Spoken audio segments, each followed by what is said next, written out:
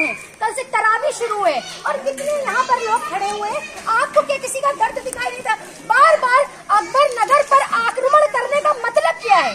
जब 31 तारीख तक के टाइम मिला है, कोर्ट ने हमें टाइम दिया है, वक्त दिया है, मोहलत दिया है, तो आखिर ये बात क्यों? बार बार क्यों आप अपना बुलडोजर लेकर चले आते और गरीबों के घर पर चलाने आ जाते? जानबूझ के। क्या आपके दिल में जरा सा भी रहम नहीं है? क्या जरा से भी आपके दिल में इतना सा भी फीलिंग नहीं है इन गरीबों के लिए? ये गरीब कहाँ जाएंगे? या तो आप इनका इंतजाम कर देते, या तो आप इनको मुआवजा दे देते। ये कैसे लोग हैं? ये कैसे घटिया लोग हैं? मुझे शर्म आती है, मुझे रोना आ रहा है, मुझे रोना आ रहा है ऐसे लोगों को देखकर कि परसों रमजान शुरू है, हमारे लोग रोजा रखेंगे। क्या जानबूझकर आप कहीं ऐसा तो नहीं कर रहे कि अकबर नगर को एक वो देकर कि यहाँ पर मुस्लिमों की तादाद ज्यादा ढा दो? क्या समझ रहे हैं आप? यहाँ पर नॉन मुस्लिम भी हैं, हिंदू बहनें भी हैं। आप लोग ने इससे पहले की वीडियो नहीं देखी कि वो कैसे रो रहे थे, वो कैसे अपना घर बचा रहे थे? शर्म आनी चाहिए आप लोगों को।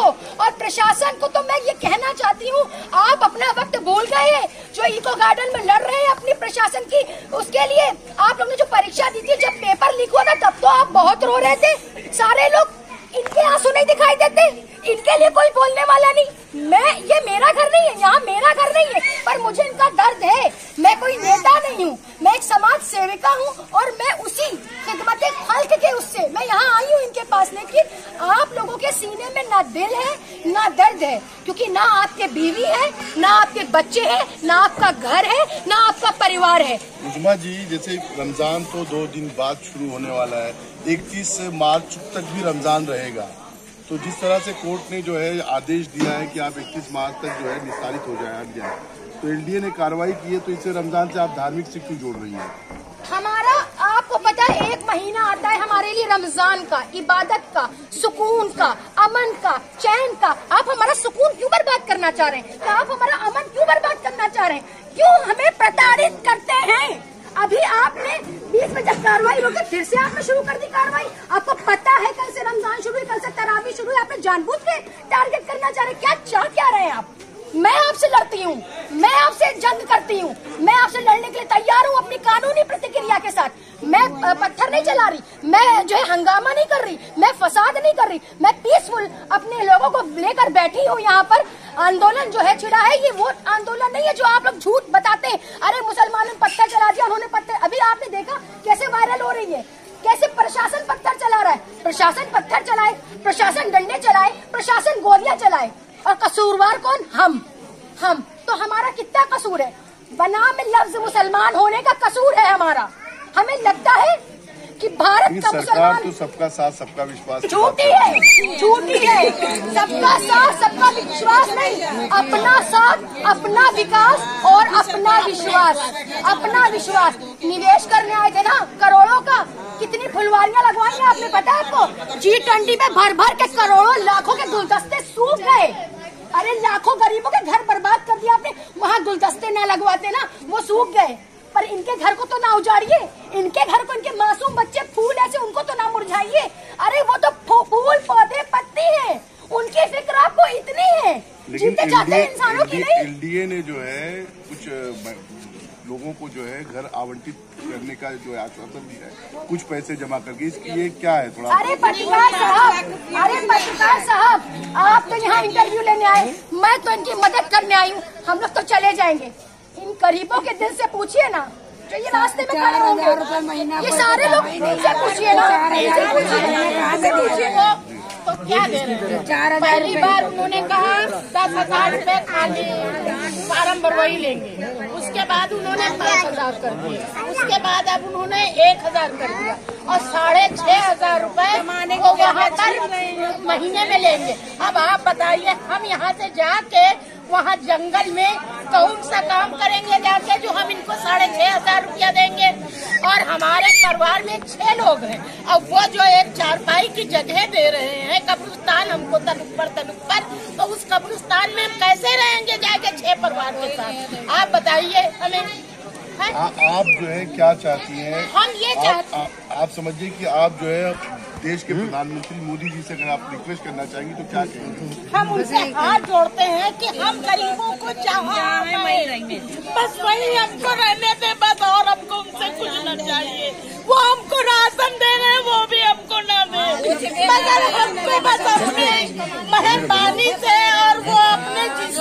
पैसे नहीं चाहे, बस हमारी मदद इतनी करे कि हमारे घर न तोड़े, बस हमको पड़ा रहेगा।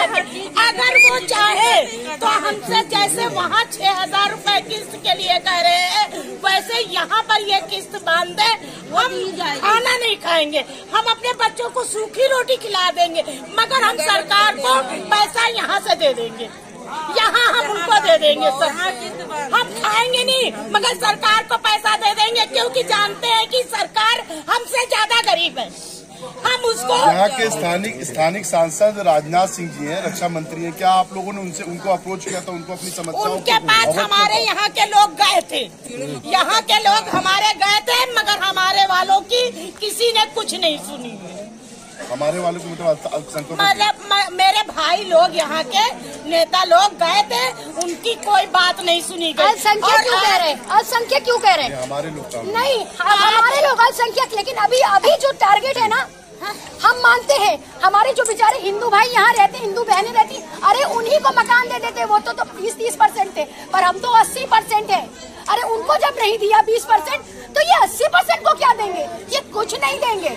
आप कुछ नहीं दे सकते, आप बिल्कुल कुछ नहीं कर सकते। हाथ जोड़ के प्रार्थना करते हैं और उम्मीद करते हैं कि हमारे आंसुओं की कीमत अगर उनको पता चल रही हो और उनको बता दो कि हम जहाँ है नाली के कीड़े वहीं पर नाली के कीड़े पड़े रहने दे, बस उनसे यही हाथ जोड़ के प्रार्थना। इस वक्त हम लोग अकबर नगर में है, जो लखनऊ के मध्य में है।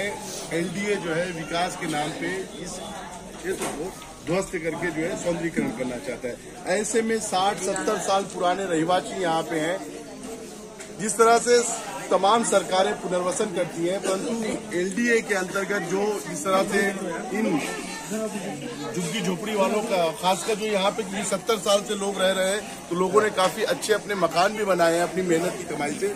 ऐसे में इस तरह की कार्रवाई करना, आप भी हैं, समाज सेविका हैं, कैसे देखती हैं कि इस तरह की कार्रवाई जो है 70 साल 60 साल से लोग यहाँ पे जो है रह रहे हैं, और न्यायपालिका भी जो है एनडीए के पक्ष में जिस तरह से खड़ी है, 31 तारीख का इन लोगों को खाली करने का वो दिया है, न किसी का पुनर्वसन किया गया है, न ही किसी को कहीं पर्यायी जगह दी गई है। देखिए, मैं तो निःशब्द हो गई हूँ, क्योंकि मैं भूकंप की लड़ाई से लेकर अकबर नगर तक मैं लड़ती आ रही हूँ।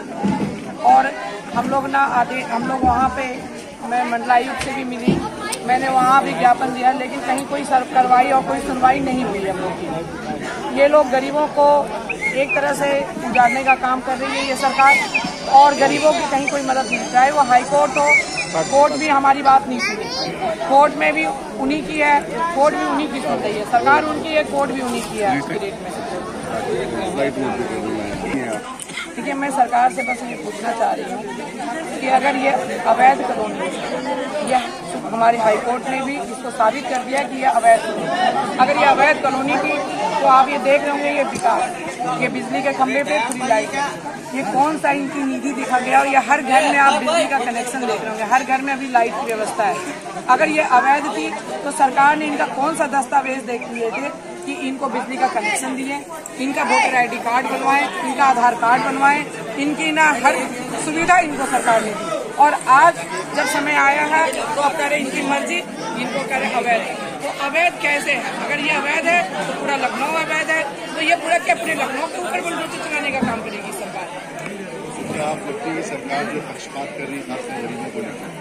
हाँ, गरीबों को लेकर ये पहले गरीबों के घर को पहले राशन देती है, और एक तरफ घर उठाने का काम कर रही है। एक तरफ उनको 5 किलो राशन देकर उनको ये गुमराह करती है सरकार कि हम आपको पेट भर रहे हैं, और आपका घर छत ही हटाने का काम कर रही है सरकार। न्यायपालिका तक के लोगों ने दरवाजा खटखटाया, न्यायपालिका ने आदेशित कर दिया है कि किस तरह से इसको कैसे देखती है? देखिए, न्यायपालिका को हम लोग कुछ टिप्पणी नहीं कर सकते हैं, लेकिन कहीं ना कहीं वहाँ भी इन गरीबों की आवाज को दबाने का काम न्यायपालिका में भी हुआ है। इनको गरीब और मलिन हस्ती करके इनको इनकी घर से इनके छत छीना गया। अगर ये कहीं ना कहीं अगर ये कॉलोनी अवैध थी तो इनको पुनः कहीं स्थापित करने का काम करती सरकार, ये न्यायपालिका भी इनको आदेश करती कि ये स्थापित इनको कहीं सरकार करे, लेकिन ये काम न्यायपालिका भी नहीं की। उन्होंने कह रहे हैं ये करोड़पति है, तो अरे हम 70 साल से इस जगह संघर्ष किए, मेहनत किए हैं, हम अपने खून पसीना बहाए हैं, तब आज हम करोड़पति हुए। तो करोड़पति होना कोई पाप तो है नहीं, करोड़पति होना कोई पाप नहीं है। लेकिन हाई कोर्ट ने ये कह दिया कि आप करोड़पति हैं तो आपको पहली श्रेणी में रखा गया, आप दूसरे मध्य परिवार हैं तो आप दूसरी श्रेणी में रखा गया, जो गरीब हैं उनको तीसरी श्रेणी में रखा गया। इस तरह से भेदभाव ये गरीबों के साथ आज अकबर नगर के साथ हुआ है, ये बहुत ही निंदनीय। क्या ये लोग जो है सर्वोच्च न्यायालय जा रहे हैं? हाँ, प्रयास है। आज कल सुप्रीम कोर्ट में भी डेट लगी हुई है, प्रयास यहाँ के लोग कर रही है और हम लोग को उम्मीद है कि यहाँ से नहीं तो सुप्रीम कोर्ट से हम लोग को कुछ ना रियायत मिलेगी। सर्वोच्च न्यायालय के न्यायाधीश से क्या अपील करना चाहिए, खासकर अकबर नगर की स्थिति को लेकर?